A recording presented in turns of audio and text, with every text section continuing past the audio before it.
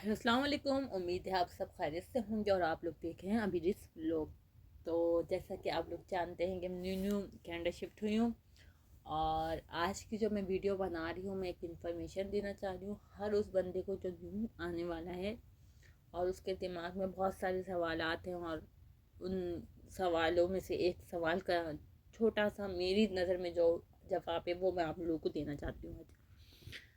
तो जब बायोमेट्रिक हो जाता है, एप्लीकेशन फाइल होती है, बायोमेट्रिक होता है, मेडिकल होता है, उसके बाद आपका पासपोर्ट सबमिट हो जाता है और तब वीज़ा स्टैम्प लग के आ जाता है। तो अब सवाल क्या आता है दिमाग में?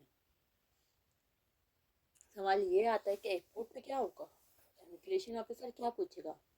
इमिग्रेशन ऑफिसर उस वक्त हमें ऐसा लग रहा होता है कि जल्लाद है और भाई कोई बहुत सख्त किस्म का बंदा होगा इमिग्रेशन ऑफिसर। हमें दुनिया का सबसे खतरनाक बंदा उस वक्त लगता है। बहुत सारे लोगों ने मुझे बोला कि वीज़ा लगने के बाद भी जब आप एयरपोर्ट पे जाते हैं, इमिग्रेशन वाले आपसे सवाल जवाब करते हैं, उसमें भी आया चांसेस होते हैं रिपोर्ट हो जाए। उसमें भी आपका एक इंटरव्यू होता है, अगर आपने वो पास कर लिया तो आगे जाते हैं।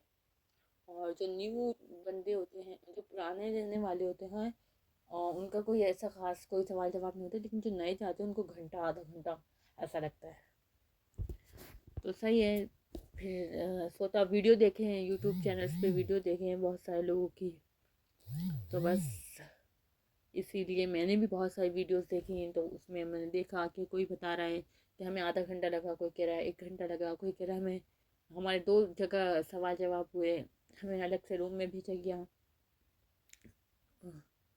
और बहुत मुश्किल उस वक्त मुझे वीडियो देख के ऐसा लग रहा था कि शायद बहुत मुश्किल है इमिग्रेशन का वो पास करना है। और किसी ने कहा तारीख़ पैदाइश भी पूछी, हस्बैंड की भी, मेरी भी, क्या करते हैं हस्बैंड, इस तरह से। सो अब मेरे दिमाग में था कि मैंने अगर अपनी तारीख़ पैदाइश में गलत बता दी तो क्या होगा। हस्बैंड की तारीख़ पैदाइश ना गलत बता दूँ या शादी की डेट गलत ना बता दूँ, घबराहट में लोग बता रहे थे कि बहुत घबराहट होती है, बहुत नर्वसनेस होती है और भाई बहुत मुश्किल वो हो जाता है। ठीक है। हस्बैंड भी थोड़ा सा इस तरह से कह रहे थे कि भाई इमिग्रेशन पे बहुत ध्यान से, इमिग्रेशन बहुत ही मुश्किल है वो।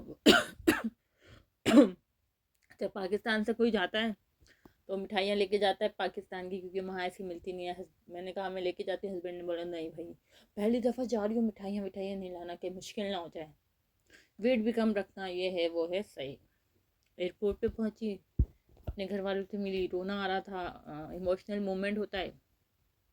जिस बंदे को मैंने अपने लिए पोर्टल के तौर पे हायर किया, उस बंदे ने मुझे एक टिप दी जो कि आप लोगों के लिए भी बहुत कारआमद है और मेरे लिए बहुत कारआमद साबित हुई। मेरा पूरा सफ़र यानी उस एक टिप की वजह से बहुत बेहतरीन गुजरा। अच्छा, उस बंदे ने मुझे बोला अभी जितना अपनी फैमिली से मिलना है मिलने, इमोशनल हो जाए, लेकिन जब आप आगे चली जाएंगी तो आपने पीछे मुड़ के नहीं देखना। मैं बहुत हैरान थी यार, ये कैसा सब बात, किस तरह की इस बंदे ने मुझसे बात बोल दी है कि क्यों नहीं देखूँ, मैं मेरी फैमिली है, मैं देखूँगी भाई। ठीक है। मिले, सब कुछ हुआ, आगे बढ़े, पीछे मुड़ के देखना चाहा। फिर उस बंदे ने मुझे कहा नहीं पीछे मुड़ के नहीं देखना है आपने, आप आगे देखें। ठीक है। आगे देखते फिर मेरा सामान चेक हुआ, फिर आगे वेट हुआ। फिर मैंने पीछे मुड़ के देखना चाहा, उस बंदे ने फिर कहा कि नहीं पीछे मत देखें, आप आगे देखें। आपने आगे देखना है, अगर आपने पीछे देखा तो आपकी जो कॉन्फिडेंस है वो लूज होना शुरू हो जाएगा, आप इमोशनल होंगी। और आपका जो फेस एक्सप्रेशन है वो आप जो है अपना फेस एक्सप्रेशन बहुत अच्छा बनाएं, कॉन्फिडेंस रखें। ये आपके लिए जो आपका फेस एक्सप्रेशन है वो आपको आगे जाके बहुत काम आएगा। वो आपके आगे के लिए ना सिर्फ पाकिस्तान में बल्कि आपके कनाडा एयरपोर्ट पे भी बहुत ये चीज़ फ़ायदेमंद साबित होने वाली है। आगे गए तो एफआईआर के सवाल थे, उन्होंने मुझसे पूछा कि भाई क्यों जा रही हैं, बता दिया भाई क्यों जा रहे हैं। और आपके हस्बैंड का कोई प्रूफ है, दिखा दिया। ठीक है। आगे चले गए, लॉन्च में बैठे, वेट किया, जहाज़ में बैठ गए।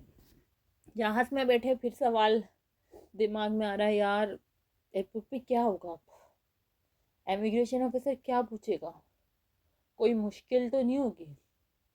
और जैसे मैंने अपना दिमाग बनाया हुआ था यार मुझे कम से कम 2-3 घंटे तो लग जाएंगे और देर लगेगी, इमिग्रेशन ऑफिसर मुझसे बहुत लंबा इंटरव्यू लेगा, पहले एक इमिग्रेशन ऑफिसर लेगा, फिर एक अलग रूम में भेजेंगे जिस तरह मैंने वीडियो में देखा था। तो फिर तो मुझे बहुत देर लगेगी, सब लोग चले जाएंगे और मैं कैसे करूँगी, क्या करूँगी। अच्छा, इसी वीडियो में मुझे याद आया, आप लोगों के लिए एक सेकंड टिप है।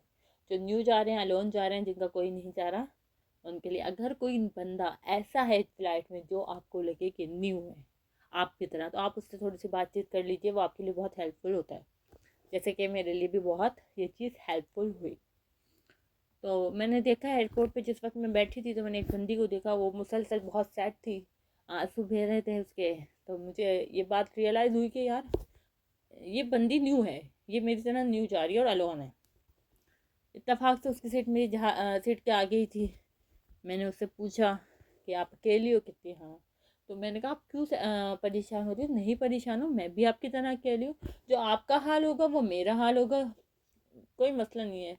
इतनी फिर भी रोना तो आता है ना। उसकी आंखों पे चेहरे पे आंखों आंसू थे। वो 15 घंटे कुछ मिनट का सफ़र ख़त्म हुआ।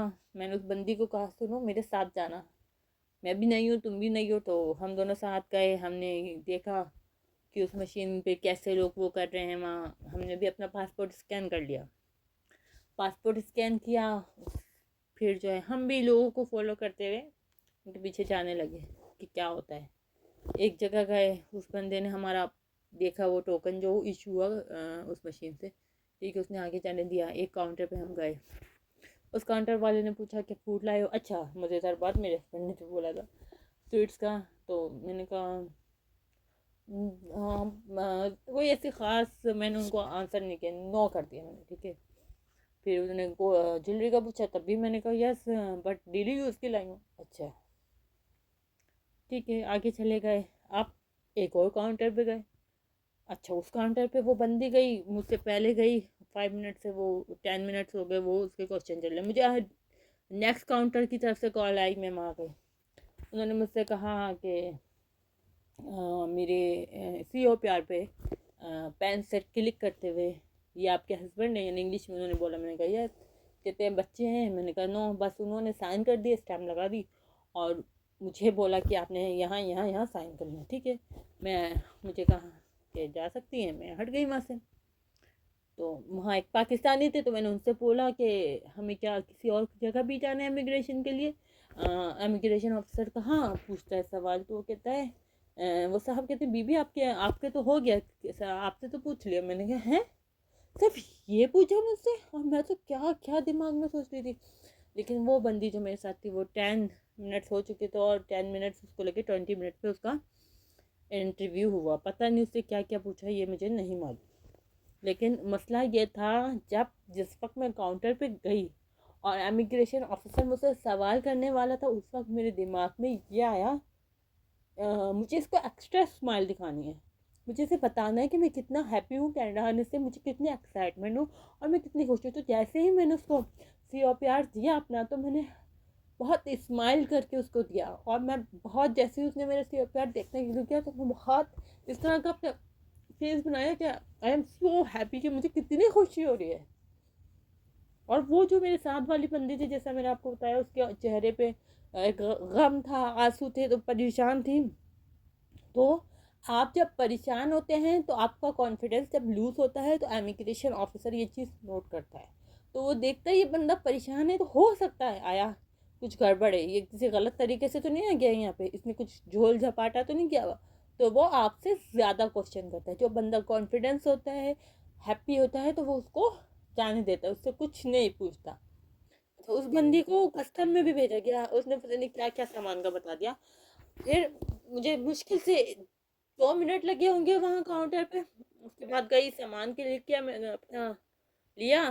टोटल मुझे सामान आने की वजह से जो टाइम लगा है वही टाइम लगा है, वरना मुझे कोई सा टाइम नहीं लगा। 1 घंटा में मैं एयरपोर्ट से बाहर थी। तो ये आपके लिए 2 टिप्स हैं जो मैंने बताई हैं। एक ये कि हैप्पी रहें, खुश रहें, कॉन्फिडेंस रखें, नो स्ट्रेस। और दूसरा, अगर कोई बंदा ऐसा है जो नया है, तो आप उससे रब्ता कीजिए। आपको वीडियो अच्छी लगी, लाइक सब्सक्राइब और शेयर कीजिएगा। अल्लाह।